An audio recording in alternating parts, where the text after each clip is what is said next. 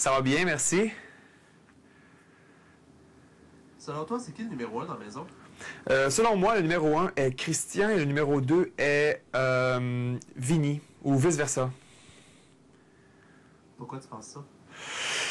Je pense ça par rapport au feeling, par rapport aussi au speech qu'on a fait pour le numéro 2, là, qu'ils ont fait, dans le fond, pour le numéro 2. Là, il y avait des speeches qui me rassuraient sur le fait que c'était pas eux, ou d'autres que j'étais comme c'est louche. Puis non, c'est juste un feeling.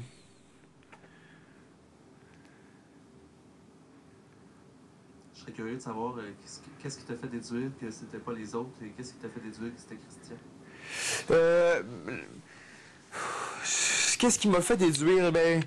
Un peu le temps que chacun a passé dans l'arène. On savait que Vinny n'a pas passé beaucoup de temps. Des 5, là, Vinny et Christian ont été les plus rapides selon ce qu'on se base sur le temps ou notre petit sablier qu'on faisait comme ça.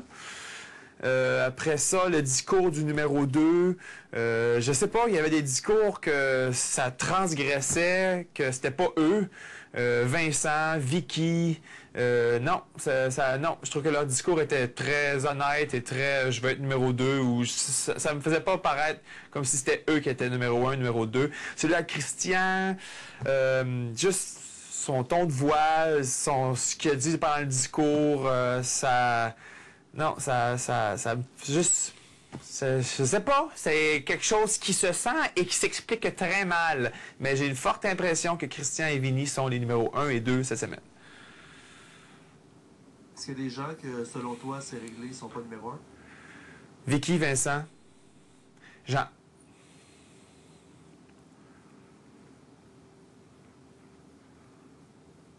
Et peut-être que je me trompe totalement, mais c'est mes impressions.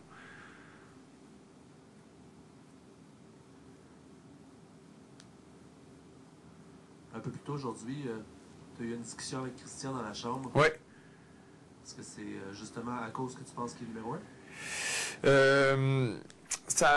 La discussion avec Christian aujourd'hui, c'est sûr que le fait que je crois qu'il soit numéro 1, ça l'aide. Je suis allé le voir pour lui dire que s'il m'épargnait cette semaine ou si je pouvais compter sur lui, il pourrait compter sur moi. J'ai l'impression que je pourrais avoir facilement Vinny, Vincent. Si je pouvais avoir Christian de mon côté, ben ça m'éviterait des votes contre parce que je me sens en danger cette semaine. Donc, j'avais jamais parlé à Christian vraiment one-on-one.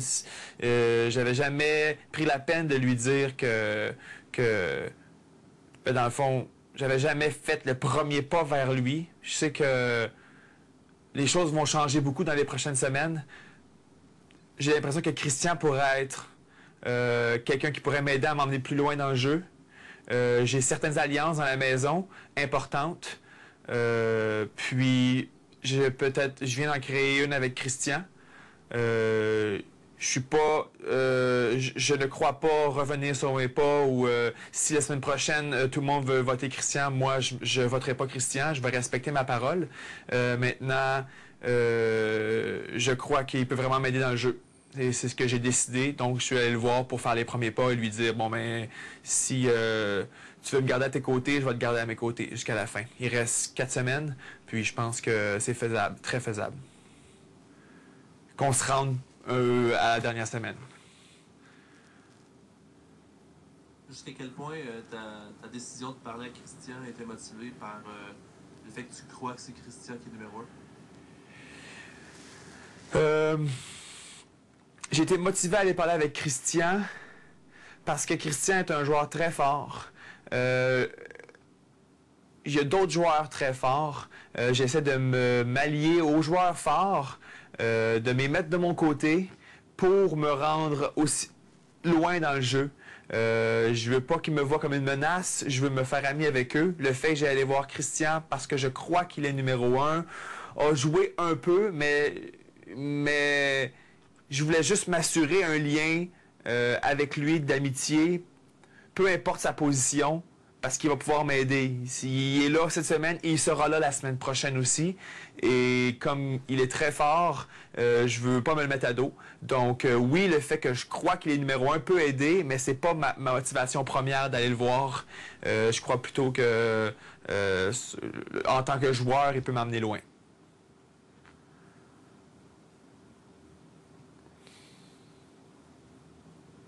Sur un tout autre sujet, Oui, il n'y a pas très longtemps, tu as eu une discussion avec Livia dans Oui. la chambre. oui. Est-ce que tu veux m'en parler?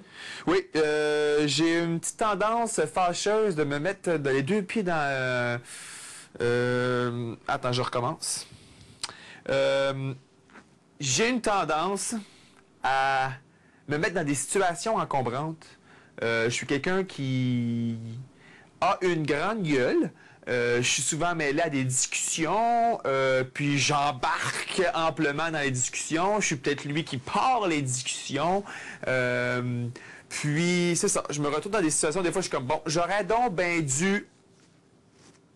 Ben non, j'ai fait partie, j'ai dit des trucs, j'ai bitché. Je crois que j'aime bien bitcher. Je trouve ça le fun, ça remplit les conversations, ça l'anime. Moi, j'aime bien ça, il y a de l'action, puis ça bouge. Avec Livia, sur la terrasse, il s'est passé quelque chose où les gens ont bitché la situation avec Livia, comme quoi elle avait des passes de slop, puis qu'elle gardait encore tout pour elle, puis qu'elle faisait sa petite égoïste, puis elle voulait pas partager, puis c'est tout le temps elle, puis elle a emprunté l'argent aux autres pour se faire des passes de slop, tandis que les autres sont sur la slop et savaient pas qu'on pouvait acheter des passes de slop. Donc la situation a boomé, on a bitché, j'ai fait partie de la discussion, je sais pas ce que j'ai dit. Livia a entendu un peu de la conversation et je voulais m'assurer dans le fond, j'allais me sortir du pétrin. Je suis allé la voir pour savoir si je faisais partie de la... si j'ai dit quelque chose qui l'avait blessé pour m'expliquer. J'aime pas ça quand il y a des différends. J'aime pas ça de savoir que quelqu'un a une tension. Regarde, on va régler ça tout de suite. Oui, j'ai bitché, probablement que oui, mais je veux m'expliquer, puis je veux te le dire en pleine face si jamais tu veux avoir plus d'informations ou si jamais tu veux que je te le dise en pleine face. Donc, j'ai mes torts, mais j'essaie toujours de me rattraper par après. Parce que je sais et j'ai appris, je savais déjà, mais ce jeu me confirme encore plus que j'ai tendance à trop parler. Je parle trop, je devrais peser mes mots, je devrais tourner ma langue 7 fois avant de parler, je devrais certaines situations.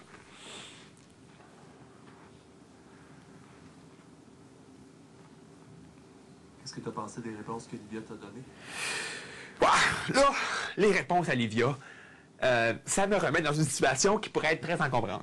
Parce que là, je suis venu m'excuser. Si jamais je t'ai blessé, je veux en parler, je veux pouvoir te dire ma façon de penser.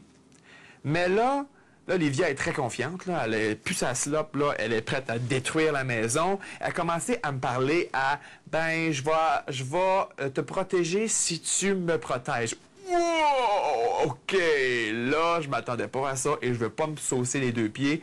J'y ai jamais promis que j'allais pas. Si elle se remarque sur le marquage, j'ai jamais promis que je la marquais pas. Ça, on peut revoir la scène, j'ai jamais rien dit.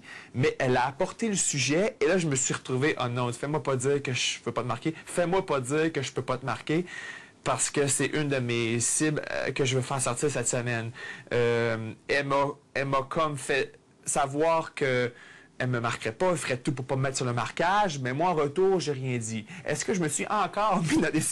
J'étais en train de me mettre encore dans une situation qui pourrait être fâcheuse pour moi, mais j'ai absolument rien dit à Livia. J'ai jamais promis que je me voterais pas pour elle.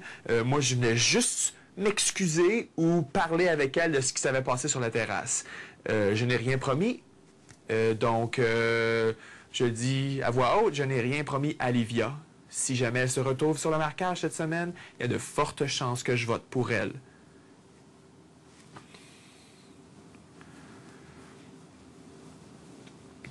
Est-ce que tu as trouvé sa réaction démesurée? Par rapport à...